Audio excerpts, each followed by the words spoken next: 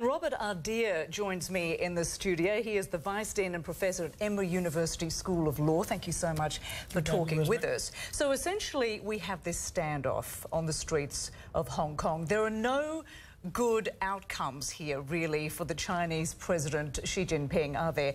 If he cracks down on these students, the world will be appalled. They're watching. If he backs down, then he loses face. What is the compromise position here? In some sense, remember, this is a fairly complex electoral process question.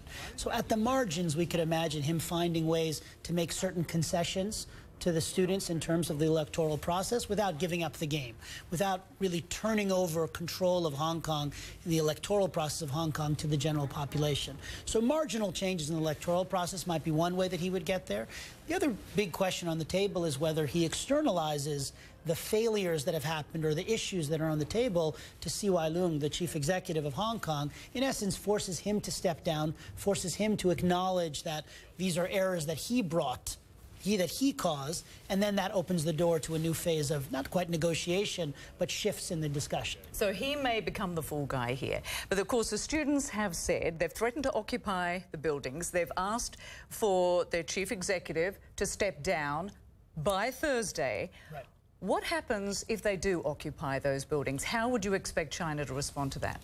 I think that the strategy that they have taken in the last several days, basically since the crackdown use of tear gas that really brought out even more protesters and brought out even more resistance, is kind of a wait-and-see attitude. This is a busy commercial city. They're in the middle of this national holiday. There's every reason to believe that perhaps within days and minimally within a week or two, interest will begin to fade. Public interest will begin to fade generally. Even the students will go back to work and classes and the like, and that it may sort of go by the wayside. So to the extent to which the city can continue to function, it may be that their approach will be, even if they occupy certain buildings, we let them do that, we let it pass. On the other hand, the likelihood that they give in to the demand of resignation by the end of the day today seems very small. That really would be very damaging to the reputation of the regime that they gave into this demand. It might be that they do it 2 days later or 3 days or a week later, but the likelihood that happens immediately seems to me quite small. And then it depends on what the students are doing in that interim period. And what really stood out, there was one student in the crowd that was holding a sign saying, "You can't kill us all,"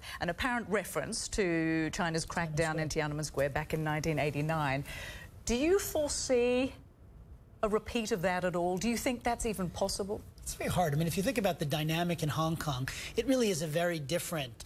China, in some sense, really has created a dynamic of one country, two systems. Now, obviously, these protests revolve around what that really means in practice, but it really is a very different place, Hong Kong, than Beijing. It's also a very different time. The regime has learned a great deal since the Tiananmen Square crackdown. The regime itself has changed. The economic life has changed. Its integration with the global economy has changed. So very hard to imagine that, especially given that, in some ways, the ultimate audience for what happens in Hong Kong in the coming days and weeks is Taiwan as much as anything else. It's the regime's sensitivity to whether they can eventually convince Taiwan to embrace the system of one country, two systems.